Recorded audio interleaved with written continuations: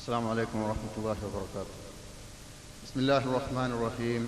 الحمد لله رب العالمين والصلاة والسلام على رسول الأمين وعلى آله وصحبه أجمعين. പ്രിയപ്പെട്ടവരെ, ഏകതാ സമിതിയെ പ്രതിനിധീകരിച്ചുകൊണ്ടാണ് ഞാൻ സംസാരിക്കുന്നത്. വളരെ ഗഹനമായ, വളരെ അധികം മാനങ്ങളുള്ള ഒരു വിഷയത്തിൽ ഇസ്ലാഹി സെൻറ്റർ അറേഞ്ച് ചെയ്തൊരു സിമ്പോസിയം നടക്കുകയാണ്. തീവ്രവാദം, മതവിരുദ്ധം.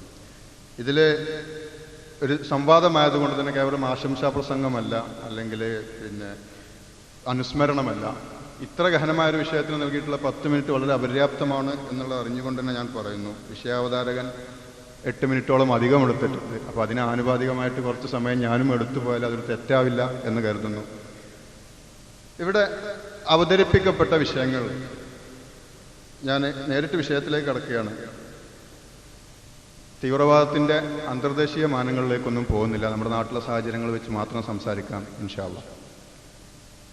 ഇവിടെ പറയുകയുണ്ടായി, നമ്മുടെ നാട്ടിൽ മുസ്ലിങ്ങൾ പീഡിപ്പിക്കപ്പെടുമ്പോൾ അത് അനുഭവിച്ചുകൊണ്ട്, അത് സ്വീകരിച്ചുകൊണ്ട് ക്ഷമയലംബിച്ചതെല്ലാം ഏറ്റുവാങ്ങേണ്ടവരാണ് നമ്മൾ എന്നുള്ളത്.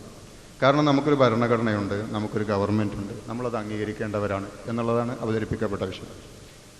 ഇവിടെ എനിക്ക് ചോദിക്കാനുള്ളത്, നമ്മൾ ഈ ഭരണഘടനയെയോ ഗവൺമെൻറ്റിനെയോ അല്ലെങ്കിൽ ഇന്ത്യയിലെ ഹിന്ദു ഭൂരിപക്ഷ സമുദായത്തെയോ അല്ല മുസ്ലിങ്ങളുടെ ശത്രുക്കളായി കാണേണ്ടത്. കാണുന്നു ഈ ഭരണഘടനയെ വളരെ വ്യക്തമായി ധിക്കരിച്ചുകൊണ്ട് ഒരു വിഭാഗം ഗവൺമെൻറ്റിനെ നോക്കുകുത്തിയായി നിർത്തിക്കൊണ്ട്, ഗവൺമെൻറ് മിലിറ്ററി 11 ലക്ഷമാണെങ്കിൽ 15 ലക്ഷം വരുന്ന അർദ്ധ സൈനിക വിഭാഗത്തെ രൂപീകരിച്ചുകൊണ്ട് മുസ്ലിങ്ങളെ ഞങ്ങൾ ഇന്ത്യയുടെ മണ്ണിൽ നിന്നും തുടച്ചു നീക്കും എന്ന് പ്രഖ്യാപിച്ചുകൊണ്ട് രംഗത്ത് വന്നിട്ടുണ്ട്. ഇവരാണ് മുസ്ലിങ്ങളുടെ യഥാർത്ഥ ശത്രുക്കൾ. ഇത് നമ്മൾ വേർതിരിച്ച് കാണണം. നമ്മളെ ശത്രുക്കൾ ഇന്ത്യ രാജ്യത്തെ ഭൂരിപക്ഷ ഹിന്ദുക്കളല്ല, ആയിക്കൂടാ. ഈ നമ്മൾ പറയുന്ന ഇസ്ലാമിൻ്റെ ശത്രുക്കൾ മുസ്ലിങ്ങളുടെ ശത്രുക്കളാണ്, ഹിന്ദുവിൻ്റെ ശത്രുക്കളാണ്, ഇന്ത്യയുടെ ശത്രുക്കളാണ്. എന്താണ് അവരുടെ മുസ്ലിങ്ങളോടുള്ള നയം? അവർ ഇസ്ലാമിനെ മനസ്സിലാക്കാതെയുമല്ല മുസ്ലിങ്ങളെ നശിപ്പിക്കാനും വേണ്ടി നേരിട്ടിറങ്ങിയിട്ടുള്ളത്. സുദർശൻ പറഞ്ഞത് എന്താ? മുസ്ലിങ്ങളുടെ ഏകദൈവ വിശ്വാസം മാത്രമാണ് ഇന്ത്യയിലെ മൊത്തം പ്രശ്നങ്ങൾക്കും കാരണം. കാരണം മുസ്ലിങ്ങൾക്ക് പ്രശ്നങ്ങൾ ഇന്ത്യയിൽ ഇല്ലാതാവണമെങ്കിൽ അവർ ഏകദൈവ വിശ്വാസം കൈവടിയണം. ഖുർആനിൽ പറഞ്ഞ അതേ കാര്യം അവർ നിങ്ങളെ പീഡിപ്പിക്കുന്നു, ഇല്ല യഖൂലു റബ്ബുനല്ലാ. ഇവരാണ് നമ്മുടെ ശത്രുക്കൾ. ഈ ശത്രുക്കളെ നമ്മൾ വേർതിരിച്ച് തന്നെ കാണണം. ഈ ശത്രുക്കൾ നമ്മൾ അടങ്ങി വീട്ടിലിരുന്നാലും ഇങ്ങോട്ട് കയറി ആക്രമിക്കാൻ വരുന്നവരാണ്. ഗുജറാത്തിൽ തീവ്രവാദം ഉണ്ടായിരുന്നില്ല, 1971 തലശ്ശേരിയിൽ തീവ്രവാദം ഉണ്ടായിരുന്നില്ല. അവർ നമ്മളെ കയറി അടിച്ചു, നമ്മൾ കൊണ്ടുനിന്നു, അല്ലേ? ഇവിടെ നമ്മൾ ചിന്തിക്കേണ്ട ഒരു കാര്യം, നമ്മൾ സമാധാനം പറഞ്ഞ് ദീനി സമാധാനമാണ്, അഹിംസയാണെന്നൊക്കെ പറഞ്ഞ് നമ്മൾ വീട്ടിലിരുന്നാൽ ഇവരെ നമ്മളെ വിടാൻ പോകുന്നുണ്ടോ? ഇങ്ങനൊരു സാഹചര്യത്തിൽ ഇസ്ലാം നമ്മൾ പഠിപ്പിക്കുന്ന മുസ്ലിമിൻ്റെ ബാധ്യത എന്ത് എന്നാണ് നമ്മൾ ചിന്തിക്കേണ്ടത്. നമ്മൾ പറഞ്ഞു, ഇവിടെ ഭരണഘടന ഇവർ പിച്ച് ചീന്തുന്നു. ഇവിടെ തടയേണ്ട ഭരണകൂടം ഇവർക്ക് പലപ്പോഴും സപ്പോർട്ട് നൽകുന്നു. അല്ലെങ്കിൽ 47 തൊട്ട് ഇന്ത്യയിൽ ഒരു ഗവൺമെന്റ് നിലനിൽക്കുക. എന്തുകൊണ്ട് RSS ഇത്ര ശക്തി പ്രാപിച്ചു? ഇന്ത്യ ഭരണഘടനയെയും ഗവൺമെന്റിനെയും ഒക്കെ വെല്ലുവിളിച്ചുകൊണ്ട്. ഗവൺമെന്റ് തടഞ്ഞോ? ഇല്ല. ഇങ്ങനൊരു സാഹചര്യത്തിൽ മുസ്ലിം ദുർബലരായ മുസ്ലിങ്ങളെ, പാവപ്പെട്ടവരെ, വൃദ്ധന്മാരെ, കുട്ടികളെ പെട്രോൾ ഒഴിപ്പിച്ച് കൊല്ലുമ്പോൾ, റോഡിലിട്ട് ബലാത്സംഗം ചെയ്യുമ്പോൾ, എന്നിട്ട് അത് കൊത്തിയെറിഞ്ഞ് കൂട്ടി മണ്ണെണ്ണ ഒഴിച്ച് തീ കൊളുത്തി തെളിവ് നശിപ്പിക്കുമ്പോൾ, അതിന് നേതൃത്വം കൊടുത്തവർ ഇന്ന് 4-3 ഭൂരിപക്ഷത്തോടു കൂടി ഇന്ന് ഇന്ത്യയിൽ നിൽക്കുമ്പോൾ, അവരെ നിയന്ത്രിക്കാനും ഭരണഘടനയ്ക്ക് കഴിവില്ലാതെ വരുമ്പോൾ ഈ പാവപ്പെട്ട മുസ്ലിങ്ങളെ അവരുടെ കയ്യിൽ ഏൽപ്പിച്ചു കൊടുക്കുകയാണോ നമ്മൾ വേണ്ടത്? ഇവിടെയാണ് നമ്മുടെ ചോദ്യം. നമുക്കൊരൊറ്റ കാര്യം പരിശോധിക്കുക. ഇക്കാര്യത്തിൽ നമ്മുടെ മുൻകാല പണ്ഡിതന്മാർ, കഴിഞ്ഞ 2 തലമുറകൾക്ക് മുമ്പുള്ള അല്ലെങ്കിൽ തൊട്ട് മുമ്പുള്ള തലമുറയിലുള്ള ഇസ്ലാമിക പണ്ഡിതന്മാർ നമ്മോട് എന്ത് പറഞ്ഞു? ഞാൻ പറഞ്ഞിട്ട് അന്താരാഷ്ട്ര തലത്തിലല്ല, നമ്മുടെ ഇന്ത്യയിലെ സാഹചര്യം വെച്ചിട്ട് നമുക്ക് മുജാഹിദ് പണ്ഡിതന്മാർ എന്ത് നമ്മോട് പറഞ്ഞു തന്നെ ശ്രദ്ധിക്കാം. ഞാൻ 10 മിനിറ്റ് സമയമുള്ളൂ എന്നുള്ളതുകൊണ്ട് ഞാൻ ചില കാര്യങ്ങൾ വായിച്ചു പോകും, ഞാനത് വിശദീകരിക്കില്ല. ഞാനിവിടെ വായിക്കാൻ പോകുന്നത് 1967 അൽമുർഷിദിൻ്റെ ജൂലൈ ലക്കത്തിൽ അൽമുർഷിദിൽ KNM-ന്റെ സ്ഥാപക നേതാവായിരുന്ന ഇ കെ മൗലവിയായിരുന്നു അതിൻ്റെ പത്രാധിപൻ. ഇതിൽ വന്ന പത്രാധിപ കുറിപ്പ് ഒരു ലേഖനമല്ല, ഞാൻ അതൊന്ന് വായിക്കാൻ സദസ്സ് ശ്രദ്ധിക്കുമെന്ന് കരുതുന്നു. ആത്മസംരക്ഷണ വാസന നൈസർഗികമാണ്. സ്വാഭാവികമായും അതിന് ചില നടപടികൾ കൈക്കൊള്ളേണ്ടി വരും. മുസ്ലിങ്ങളെ സംബന്ധിച്ചിടത്തോളം മതത്തിന്റെ ശക്തമായൊരു നിർദ്ദേശം കൂടിയാണ് ആത്മരക്ഷാ സന്നാഹം. കയ്യും കെട്ടിയിരുന്ന് ശത്രുക്കളുടെ ആക്രമണങ്ങളൊക്കെ അനുഭവിച്ചു കൊള്ളണമെന്ന് ഇസ്ലാം ഉപദേശിക്കുന്നില്ല. മറിച്ച് ശത്രുക്കളെ ധൈര്യപൂർവ്വം നേരിടണമെന്നും അതിനുള്ള കരുത്താർജിക്കണമെന്നും അത് സഗൗരവം ഉണർത്തുന്നു. ഖുർആനിൽ പറയുന്നു, അവർക്ക് വേണ്ടി നിങ്ങളാലാവുന്ന ശക്തി മുഴുവൻ സംഭരിക്കണം, പടക്കുതിരകളെയും സജ്ജീകരിക്കണം. അള്ളാഹുവിൻ്റെയും നിങ്ങളുടെയും ശത്രുക്കളെയും നിങ്ങൾക്ക് അറിഞ്ഞുകൂടാത്തതും അള്ളാഹുവിനെ അറിയാവുന്നതുമായ അവർക്ക് പുറമെയുള്ള മറ്റ് ശത്രുക്കളെയും ഭയപ്പെടുത്താൻ വേണ്ടി. ശത്രുക്കൾക്കെതിരെ സദാ ജാഗരൂകരായിരിക്കണം. അവരെ നേരിടാൻ മുഴു ശക്തിയും ഒരുക്കുകൂട്ടണം. ഈ വഴിക്കുള്ള സേവനത്തിന് അർഹിക്കുന്ന പ്രതിഫലം അള്ളാഹു നൽകും എന്നെല്ലാം ഈ വാക്യം പഠിപ്പിക്കുന്നത്. ശത്രു ആക്രമണത്തിന് അണിഞ്ഞൊരുങ്ങുമ്പോൾ ഇപ്പുറം അതിനേക്കാൾ വലിയ കോപ്പ് കൂട്ടൽ ആവശ്യമാണ്. ശത്രുക്കളിൽ ഭയാശങ്കകൾ സൃഷ്ടിക്കാനും അതുവഴി അവരുടെ ആക്രമണവാസന ദൂരീകരിക്കാനും ഇത് കൂടിയേ തീരൂ. ഇവിടെ കൃത്യവിലോപം കാണിച്ചാൽ ശത്രുക്കളുടെ ഐക്യത്തിനും നിഷേധത്തിനും ഊക്കുകൂടും. എന്നിട്ട് അദ്ദേഹം പശ്ചിമേഷ്യയിലെ ചില അന്നത്തെ ഇസ്രായേൽ യുദ്ധങ്ങളൊക്കെ പരാമർശിച്ചതിന് ശേഷം നമ്മുടെ കേരളത്തിലെ സാഹചര്യത്തിലേക്ക് വരുന്നു. ഇസ്ലാമിൻ്റെയും മുസ്ലിങ്ങളുടെയും പ്രത്യക്ഷ ശത്രുക്കൾ നമ്മുടെ ചുറ്റുപാടിലുമുണ്ട്. സായുധ വിപ്ലവമാണ് അവരുടെ ലക്ഷ്യം. അതിന് പരസ്യമായി തന്നെ അവർ ആയോധന പാഠവും നടന്നു. മുസ്ലിങ്ങളെ പേടിപ്പിക്കാൻ ആയുധങ്ങളും വേണ്ടി പ്രകടനം നടത്തുന്നു. ആയുധ പരിശീലനത്തോടെയാണ് ഈ വർഗീയ കോമരങ്ങളുടെ പ്രവർത്തനം എവിടെയും ആരംഭിക്കുന്നത്. തക്കം കിട്ടുമ്പോൾ മുസ്ലിങ്ങൾ അവർ കൂട്ടായി ആക്രമിക്കാറുണ്ട്. താനൂരിലും കോട്ടക്കലും ഇപ്പോൾ കൊളത്തൂരും അവർ നടത്തിയ മുസ്ലിം വേട്ടകൾ നമ്മുടെ ഹൃദയത്തിൽ മായാത്ത മുറികൾ ഏൽപ്പിച്ചിട്ടുണ്ട്. നിരപരാധരും സമാധാനപ്രിയരുമായ മുസ്ലിങ്ങളെ കൊന്നൊടുക്കാൻ അവർക്ക് അശേഷം മടിയില്ല. വ്യക്തികളോടല്ല, മുസ്ലിം സമൂഹത്തോടും ഇസ്ലാമിനോടുമാണ് അവർക്ക് വൈരാഗ്യം. വളർന്നു വരുന്ന ഈ വിപത്തിനെ അവഗണിച്ചാൽ പിന്നീട് ഖേദിക്കേണ്ടി വരും. അവർ ആയോധന പാഠവം നേടുക, അത് നമ്മുടെ നേരെ പയറ്റുക, നാം അത് രണ്ടു കൈയും കെട്ടി സ്വീകരിക്കുക. ഈ നില തുടർന്നുകൂടാ. ആത്മസംരക്ഷണ വാസന സഹജമാണ് ആർക്കും. സാമൂഹ്യ വിദ്രോഹ ശക്തികൾ ആയുധ പരിശീലനം നേടുന്നതും മുസ്ലിങ്ങളിൽ ഭീതി ഉളവാക്കുമാർ പ്രകോപന പ്രകടനം നടത്തുന്നതും സ്റ്റേറ്റ് ഗവൺമെന്റിന്റെയും കേന്ദ്ര ഗവൺമെന്റിന്റെയും അറിവോടുകൂടിയാണ്. വിദ്രോഹ ശക്തികളെ നിലക്ക് നിർത്തിയില്ലെങ്കിൽ മുസ്ലിങ്ങളും ആയുധ പരിശീലനം നേടാൻ നിർബന്ധിതരാകും. ഒരു കൂട്ടർക്ക് ഇത് പറ്റൂ എന്നില്ലല്ലോ. സമാധാനത്തിലും സാമുദായിക രഞ്ജിപ്പിലും വിശ്വസിക്കുന്നവരാണ് മുസ്ലിങ്ങൾ. അതിനുവേണ്ടി ജീവൻ ത്യജിക്കാൻ പോലും അവർ തയ്യാറാണ്. പക്ഷേ ഈ മനോഭാവം എല്ലാവർക്കും ഉണ്ടാവണം. തങ്ങളെ നശിപ്പിക്കാൻ ശത്രുക്കൾ നിരന്തരം ശ്രമിക്കുമ്പോൾ മുസ്ലിങ്ങൾ മാത്രം സമാധാനത്തിൻ്റെയും സൗഹാർദ്ദത്തിൻ്റെയും മന്ത്രം ഉരുവിട്ട് എല്ലാം അനുഭവിച്ചു കൊള്ളണമെന്ന് പറയുന്നത് കഷ്ടമാണ്. വെട്ടാൻ വരുന്ന പോത്തിനോട് വേദമോതുന്ന വിഡ്ഢികളുടെ തത്വശാസ്ത്രത്തിലല്ല അവർ വിശ്വസിക്കുന്നത്. വാസ്തവത്തിൽ മുസ്ലിങ്ങളുടെ ക്ഷമയും സമാധാന വാഞ്ചയുമാണ് വർഗീയ ഭ്രാന്തന്മാരിൽ ധൈര്യവും ആക്രമണവാസനയും വളർത്തിയത്. വാസ്തവത്തിൽ മുസ്ലിങ്ങളുടെ ക്ഷമയും സമാധാന വാഞ്ചയുമാണ് വർഗീയ ഭ്രാന്തന്മാരിൽ ധൈര്യവും ആക്രമണവാസനയും വളർത്തിയത്. മുസ്ലിങ്ങൾ തിങ്ങിത്താമസിക്കുന്ന പ്രദേശങ്ങളിൽ ഇതിനകം അവർ നടത്തിയ അക്രമങ്ങൾ അതിന് തെളിവാണ്. പക്ഷേ ക്ഷമക്കും ഒരതിരുണ്ട്. സമാധാനത്തിൻ്റെയും സാമുദായിക സൗഹാർദ്ദത്തിൻ്റെയും പാത വൺവേ ട്രാഫിക് അല്ല. തക്ക സമയത്ത് വേണ്ടത് പ്രവർത്തിച്ചില്ലെങ്കിൽ ഭവിഷ്യത്ത് താങ്ങാനാവില്ലെന്ന് ഉത്തരവാദപ്പെട്ടവർ ഓർക്കണം. ഇത് പ്രസിദ്ധീകരിച്ചത് NDF-ന്റെ ഒരു പ്രസിദ്ധീകരണത്തിലല്ല. ഇത് പറഞ്ഞത് NDF-ന്റെ ഒരു നേതാവല്ല. NDF രംഗത്ത് വന്നത് 1993 ശേഷമാണ്. ഇത് പ്രസിദ്ധീകരിച്ചത് 1967 കേരളത്തിൽ നടന്നുകൊണ്ടിരിക്കുന്ന ഭീകരമായ RSS അക്രമങ്ങളുടെ പശ്ചാത്തലത്തിലാണ്. ഇത് പറഞ്ഞത് കേരള നദുവത്തുൽ മുജാഹിദീൻ്റെ സംസ്ഥാന നേതാവായിട്ടുള്ള EK മൗലവി പത്രാധിപരായിട്ടുള്ള അൽമുർഷിദിൻ്റെ എഡിറ്റോറിയലിലാണ്. ഇതൊരു ഒരാളുടെ അഭിപ്രായമല്ല, ഒരാളുടെ ലേഖനമല്ല, ഒരു പ്രസിദ്ധീകരണത്തിൻ്റെ അഭിപ്രായമാണ്. അതുകൊണ്ട് തന്നെ ആ സംഘടനയുടെ അഭിപ്രായമാണ്. ഇതിൽ മാത്രമല്ല, അപ്പോൾ ഇസ്ലാഹി സെൻ്ററിലൊക്കെ നമുക്ക് എപ്പോഴും ലഭ്യമായിട്ടുള്ള അമാനി മലയുടെ ഖുർആൻ പരിഭാഷ, ഖുർആൻ തഫ്സീർ, അതിൽ സൂറത്ത് ശൂറയുടെ 39-ാമത്തെ ആയത്ത് വല്ലദീന ഇദാ അസാബഹുമുൽ ബഗ്യു ഹും യന്തസിറൂൻ, തങ്ങൾക്ക് വല്ലവരിൽ നിന്നും അക്രമം ബാധിച്ചാൽ രക്ഷാ നടപടി എടുക്കുന്നവരെ പറ്റി പറയുന്നിടത്ത് അമാനി മൗലവി 2945 പേജിൽ 10-ാം നമ്പർ നോട്ടിൽ പറയുന്ന കാര്യം കൂടി നമ്മളൊന്ന് ശ്രദ്ധിക്കാം. അന്യരിൽ നിന്ന് അതിക്രമം നേരിട്ടാൽ സ്വയം രക്ഷാ നടപടി എടുക്കൽ. അതായത് ആക്രമിക്കപ്പെടുകയോ കയ്യേറ്റം ചെയ്യപ്പെടുകയോ ചെയ്യുമ്പോൾ ഭീരുത്വവും ചപലതയും കാണിക്കാതെ ധീരവും സമർത്ഥവുമായ നിലയിൽ അതിനെ ചെറുക്കുകയും പ്രതികാര നടപടി എടുക്കുകയും ചെയ്യുക.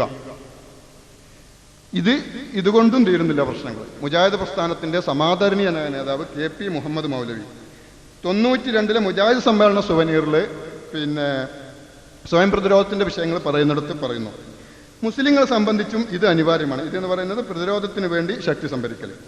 ശത്രുവിനെ കൊല്ലാനും എതിർവിഭാഗങ്ങൾ അടിച്ചമർത്താനും വേണ്ടിയല്ല ഇത്, മറിച്ച് ശാരീരികമായും അവരോട് കളിച്ചാൽ ഗതികെട്ടില്ലെന്ന ഭീതി ശത്രുക്കളിൽ ജനിപ്പിക്കാനും വേണ്ടിയാണിത്. സമൂഹത്തിൽ സമാധാനഭംഗം ഉണ്ടാവാതിരിക്കാൻ ഓരോ വിഭാഗത്തെ സംബന്ധിച്ചും അനിവാര്യമാണ് ഈ ശക്തി ശേഖരണമെന്ന് കാണാവുന്നതാണ്. ഞാൻ അമാനി മൗലവിൻ്റെ തഫ്സീർ പറഞ്ഞ ഇതേ കാര്യം തന്നെ കുഞ്ഞു മുഹമ്മദ് വർപ്പൂരും ചെറിയ മുണ്ട അബ്ദുൽ ഹമീദ് മദനിയും കൂടി എഴുതിയ ഖുർആൻ സമ്പൂർണ്ണ പരിഭാഷയുടെ സൂറത്ത് ശൂറയുടെ ഇതേ ആയത്തിൻ്റെ ഇതിൽ നോട്ട്സ് കൊടുത്തെടുത്ത് 1095-ാം നമ്പർ നോട്ടിൽ നമുക്ക് കാണാൻ പറ്റും. അപ്പം ഇതൊക്കെയാണ് നമ്മൾ മനസ്സിലാക്കിയ ഇന്ത്യൻ സാഹചര്യത്തിലെ നമ്മൾ സ്വീകരിക്കേണ്ട നിലപാടുകൾ. ആരുടെ അഭിപ്രായത്തിൽ? മുൻകഴിഞ്ഞു പോയ മുജാഹിദ് പണ്ഡിതന്മാരുടെ അഭിപ്രായത്തിൽ. പക്ഷെ ഇന്ന് ഈ സംഘടന ഈ കാര്യങ്ങളിൽ എന്ത് നിലപാടിൽ നിൽക്കുന്നു? ഒരു തലമുറ അല്ലെങ്കിൽ 2 തലമുറ കഴിഞ്ഞപ്പോൾ വന്നിട്ടുള്ള ഒരു മലക്കമറിച്ചില്ല. അത് നമ്മൾ വളരെ പ്രത്യേകമായും നോട്ട് ചെയ്യേണ്ടതുണ്ട്. ഇപ്പം വളരെ നല്ല ഉദാഹരണങ്ങൾ നമുക്ക് കാണാൻ പറ്റും. ഇപ്പോൾ ജിദ്ദയിൽ വെച്ച് തന്നെ മുജാഹിദ് ബാലുശ്ശേരി മൗലവി ഹിബ പ്രോഗ്രാം ഇസ്ലാഹി സെന്റർ സംഘടിപ്പിച്ചു. അതിൽ വെച്ച് വളരെ പരസ്യമായിട്ട് തീവ്രവാദത്തെ എതിർത്തുകൊണ്ട് പറഞ്ഞു, തീവ്രവാദത്തിന്റെ കേരളത്തിലെ കെടുതികൾ നിങ്ങൾ കണ്ടിട്ടുണ്ടോ എങ്കിൽ ഞാൻ പറയാം. പുന്നാട് RSSകാര് ഒരു മുഹമ്മദിനെ കൊന്നു, മുഹമ്മദ് സ്വർഗത്തിലേക്ക് പോയി, അൽഹംദുലില്ലാ. തിരിച്ച് NDFകാര് ഒരു അശ്വിനി കുമാറിനെ കൊന്നു, അശ്വിനി കുമാർ നരകത്തിലേക്ക് പോയി. കൂട്ടരെ ആര് ചെയ്തതാ ശരി? സ്വർഗത്ത് കാക്കലോ ശരി, നരകത്ത് കാക്കലോ ശരി? ഇതാണ് അദ്ദേഹം ചോദിച്ച ചോദ്യം. നമ്മൾ തിരിച്ചു ചോദിക്കുന്നു, ബദറിൽ റസൂൽ സല്ലല്ലാഹു അലൈഹി വസല്ലം സഹാബത്തും ഖുറൈശികളായിട്ടുള്ള അള്ളാഹുവിന്റെ ദീനിന്റെ ശത്രുക്കളെ നരകത്തിലേക്ക് അയച്ചു. തിരിച്ച് ബദറിൽ സഹാബാക്കളെ ഖുറൈശികൾ സ്വർഗത്തിലേക്ക് അയച്ചു. ആര് ചെയ്തതാ ശരി? നമ്മൾ അവിടുത്തെ ആ വിഷയം പ്രത്യേകം എടുത്ത് പറയുമല്ല, മൊത്തത്തിൽ ധർമാധർമ്മ സമരങ്ങളിൽ അള്ളാഹുവിന്റെ ദീനിന്റെ ശത്രുക്കളായിട്ടുള്ള എത്ര പേര് കൊല്ലപ്പെട്ടിട്ടുണ്ട്? ഇവരെയൊക്കെ നരകത്ത് കയറ്റിയുള്ള കൂലി എല്ലാ മുസ്ലിങ്ങൾക്കും ഉണ്ടാവുക. അപ്പൊ ഈ വളരെ തീരെ തത്വദീശ ഇല്ലാത്ത കുറെ വാദഗതികളുമായി ഇന്ന് മലക്കം മറിഞ്ഞുകൊണ്ട് ഈ വക കാഴ്ചപ്പാടിനെ അട്ടിമറിക്കാനും പ്രതിരോധ സംവിധാനങ്ങളെ ഒറ്റിക്കൊടുക്കാനും അതിലൂടെ ശത്രുക്കൾക്ക് നേട്ടമുണ്ടാക്കി കൊടുക്കാനും വേണ്ടി സ്വീകരിക്കുന്ന ചില നിലപാടുകൾ. അദ്ദേഹം തന്നെ പറഞ്ഞു, ജിഹാദ് എന്നുള്ള ഖുർആനിലെ പദത്തിനെ പറ്റി പറഞ്ഞു, അതിന് യുദ്ധം എന്ന അർത്ഥമേ ഇല്ല, അത് തെറ്റാണ്, അങ്ങനെ പറയരുത്, അതിന് യുദ്ധം തന്നെ അർത്ഥമില്ല. റസൂൽ സല്ലല്ലാഹു അലൈഹി വസല്ലമയുടെ വളരെ വ്യക്തമായ ഒരു ഹദീസിനെ അങ്ങേ നിരാകരിക്കുകയായിരുന്നു അദ്ദേഹം. നമുക്ക് പരിശോധിച്ചാൽ കാണാൻ പറ്റും, ഇമാം അഹമ്മദിന്റെ മുസ്നദിൽ 6792 നമ്പറായിട്ട് വന്നിട്ടുള്ള ഹദീസ്. റസൂൽ സല്ലല്ലാഹു അലൈഹി വസല്ലമയുടെ ഒരാൾ വന്നിട്ട് ഇസ്ലാം എന്താണ്, ഈമാൻ എന്താണ്, ഹിജ്റ എന്താണെന്നൊക്കെ ചോദിച്ചതിന് ശേഷം ജിഹാദിനെ പറ്റി ചോദിക്കുന്നു. റസൂലിനോട് ചോദിക്കുന്നു, വമാ ജിഹാദുൻ കാല. റസൂൽ സല്ലല്ലാഹു അലൈഹി വസല്ലം പറഞ്ഞു, എന്താണ് റസൂലെ ജിഹാദ് എന്ന് ചോദിച്ചപ്പോൾ റസൂൽ പറഞ്ഞു, അൻ തുഖാതിലൽ കുഫാറ ഇദാ ലഖീതും. നിങ്ങൾ അള്ളാഹുവിന്റെ ദീനിന്റെ ശത്രുവിനെ കാഫിറിനെ യുദ്ധസന്നദ്ധനായി കണ്ടുമുട്ടുമ്പോൾ അവനുമായി പോരടിക്കലാണ് ജിഹാദ്. അങ്ങനെ തന്നെ പറഞ്ഞു, അതാണ് ജിഹാദ് എന്ന് റസൂൽ പഠിപ്പിച്ചു. കാല. അപ്പൊ ചോദിച്ചു, അയ്യു ജിഹാദു അഫ്ളൽ യാ റസൂലല്ലാഹ്, റസൂലെ അള്ളാഹുവിന്റെ റസൂലെ ഏത് ജിഹാദാണ് ഏറ്റവും ഉത്തമം? അപ്പൊ റസൂൽ കൊടുത്ത മറുപടി ശ്രദ്ധിക്കുക, മൻ ഉഖറ ജവാദുഹു വ ഉഹ്രീക ദം. ആരുടെ പോർക്കുതിരയാണോ അർവല ചെയ്യപ്പെട്ടത്, ആരുടെ രക്തമാണോ ചൊരിയപ്പെട്ടത്, അവന്റെ ജിഹാദാണ് ഏറ്റവും ഉന്നതമായിട്ടുള്ള ജിഹാദ്. ഇത് ചില ഉദാഹരണങ്ങള്. പിന്നെ ഇത് ഒരാളുടെ മാത്രം കാര്യമല്ല, പല പണ്ഡിതന്മാരും ഈ രൂപത്തിലൂടെ കാര്യങ്ങൾ കൊണ്ടുപോകാൻ ശ്രമിക്കുന്നതായിട്ട് നമ്മൾ കാണുന്നുണ്ട്. സമാധാരണീയനായ എം അക്ബർ സാഹിബ് അദ്ദേഹത്തിന്റെ പ്രസംഗത്തിൽ ഒരിക്കൽ ഫലസ്തീനിലെ സായുധ പ്രതിരോധ പോരാളികളായിട്ടുള്ള ഹമാസിനെ സിയോണിസത്തിന്റെ ഭാഗമാക്കി ചിത്രീകരിച്ചു. അദ്ദേഹം പറഞ്ഞു, യാസർ അറഫാത്ത് ഫലസ്തീന് സ്വയംഭരണം നേടാൻ സാധ്യതയുണ്ടെന്ന് കണ്ടപ്പോൾ ഇസ്രായേൽ സൃഷ്ടിച്ചെടുത്താണ് ഹമാസിനെ കൊണ്ട് ചെയ്യിക്കുന്നത് ഇസ്രായേലാണെന്ന്. പക്ഷേ ഹമാസിന്റെ സ്ഥാപക നേതാക്കളായിട്ടുള്ള ഷെയ്ഖ് അഹമ്മദ് യാസീനും റന്ദീസിനും ഒക്കെ പറഞ്ഞത് വളരെ വ്യക്തമായി നമ്മൾ കേട്ടാണ്, ഞങ്ങൾ ഇസ്രായേലിന്റെ മിസൈലേറ്റ് മരിക്കാനാണ് ആഗ്രഹിക്കുന്നത്. അങ്ങനെ തന്നെ അവർ മരിച്ചും ചെയ്തു. ഇവരെ പറ്റി പറയുന്നു ഇത് പിന്നെ ഇസ്രായേലിന്റെ സൃഷ്ടികളായിരുന്നു. അപ്പോൾ നമ്മൾ മനസ്സിലാക്കേണ്ടത് എന്താണ് ഈ വാദഗതികളുടെ ഒരു അർത്ഥം. അപ്പോൾ ഞാൻ മനസ്സിലാക്കുന്ന ഒരു കാര്യമുണ്ട്, പടച്ചോൻ എല്ലാത്തിനും ഒരു എക്സ്പയറി ഡേറ്റ് വെച്ചിട്ടുണ്ട്. പടച്ചോനല്ലാത്ത എല്ലാത്തിനും ഒരു എക്സ്പയറി ഡേറ്റ് ഉണ്ട്. അത് സംഘടനകളാണെങ്കിലും പ്രസ്ഥാനങ്ങളാണെങ്കിലും ആളുകളാണെങ്കിലും ഒക്കെ. ഇവിടെ ഞാൻ മനസ്സിലാക്കുന്നത് ഈ സംഘടനയുടെ അവസാന കാലത്തിന്റെ ആരംഭമാണോ ഇത് എന്ന് ഞാൻ സംശയിക്കുന്നു സ്വാഭാവികമായിട്ടും. കാരണം ആ രൂപത്തിലാണ് വാദഗതികൾ പോകുന്നത്. അപ്പൊ പടച്ചോന് വേറൊരു നടപടിക്രമമുണ്ട്. പടച്ചോൻ വേറൊരു വിഭാഗത്തെ കൊണ്ടുവരും. സൂറത്തുൽ മാഇദയിൽ 54-ാമത്തെ ആയത്തിൽ വളരെ വ്യക്തമായി പറയുന്നുണ്ട്, യാ അയ്യുഹല്ലദീന ആമനൂ മൻ യർതദ്ദ മിൻകും മൻ ദീനിഹി ഫസൗഫ യഅതില്ലാഹു ബിഖൗമി യുഹിബ്ബുഹും വയുഹിബ്ബൂനഹു അദില്ലത്തിൻ അലൽ മുഅ്മിനീന ഇസ്സത്തിൻ അലൽ കാഫിരീന വയുജാഹിദൂന ഫീ സബീലില്ലാഹ് വലാ യഖാഫൂന ലൗമത ലായിം. സമയം കഴിഞ്ഞു. അപ്പോൾ ഇത് വളരെ വ്യക്തമായി പറയുന്നത്, നിങ്ങൾ നിങ്ങളുടെ ദീനിൽ നിന്ന് വിട്ടുപോയി കഴിഞ്ഞാൽ പടച്ചോൻ വേറൊരു വിഭാഗത്തെ കൊണ്ടുവരും. അവർ അള്ളാഹുവിനെ സ്നേഹിക്കും, അള്ളാഹു തിരിച്ച് അവരെ സ്നേഹിക്കും, അവർ അള്ളാഹുവിന്റെ മാർഗത്തിൽ പോരാടും. അതുപോലെ തന്നെ ഒരു ആക്ഷേപകന്റെയും ആക്ഷേപത്തെ അവർ ചെവിക്കൊള്ളില്ല. അവരെ അള്ളാഹു അവന്റെ മാർഗത്തിൽ വഴി നടത്തും. സനുഹദീഹിം സുബുലന. ഇതാണ് അള്ളാഹു സുബ്ഹാനഹു വ തആല പറഞ്ഞിട്ടുള്ളത്. അപ്പോൾ ഇവിടെ ഈ വക കാര്യങ്ങൾ ഇൻഷാ അല്ലാഹ് നമ്മൾ പ്രത്യേകിച്ച് സദസ്സിനോട് പറയാം, നമ്മൾ പഠിക്കുക, ശ്രദ്ധിക്കുക. എന്നിട്ട് പിന്നെ ഏത് ഇസ്ലാം നിർദ്ദേശിക്കുന്ന രീതി നമ്മുടെ കാലഘട്ടത്തിൽ സാഹചര്യത്തിൽ എന്താണെന്ന് ഖുർആന്റെയും ഹദീസിന്റെയും പണ്ഡിതന്മാരുടെ അഭിപ്രായത്തിന്റെയും വെളിച്ചത്തിൽ പ്രത്യേകിച്ച് ഇസ്ലാഹി പ്രവർത്തകർ പഠിക്കുക. അല്ലാഹു സുബ്ഹാനഹു വ തആല നമ്മളെ ഹിദായത്തിലാകട്ടെ. ഈ വേദിയിൽ ഇങ്ങനെ കാര്യങ്ങളൊക്കെ ഈ വേദിയിൽ വെച്ച് തന്നെ പറയാൻ അവസരം ഒരുക്കിയ ഇസ്ലാഹി സെന്ററിന്റെ പ്രവർത്തകരെ ഞാൻ അഭിനന്ദിക്കുന്നു. അതോടൊപ്പം തന്നെ പിന്നെ അല്ലാഹു സുബ്ഹാനഹു വ തആലയോട് നമുക്ക് പ്രാർത്ഥിക്കാം, റബ്ബനാ ലാ തജ്അൽ ഫീ ഖുലൂബിനാ ഇല്ലല്ലദീന ആമനൂ ഇന്നക അൻത റഊഫുർ റഹീം. പടച്ചോനെ, വിശ്വാസികളോട് ഒരു വിദ്വേഷവും നമ്മുടെ മനസ്സിൽ നീ ബാക്കി വെക്കലെ, വിശ്വാസികൾ നീ ഒന്നിപ്പിക്കണേ. അത് അള്ളാഹുവിന്റെ ദീനിന്റെ ശത്രുക്കൾക്കെതിരെ അല്ലാഹു സുബ്ഹാനഹു വ തആല നമ്മൾ ഒന്നിപ്പിക്കട്ടെ, വിജയിപ്പിക്കട്ടെ. വാഖിറു ദഅവാന അൽഹംദുലില്ലാഹി റബ്ബിൽ ആലമീൻ. ജസാഖല്ലാഹു ഖൈർ അഹമ്മദ് കുട്ടി സാഹിബ്. അടുത്തത്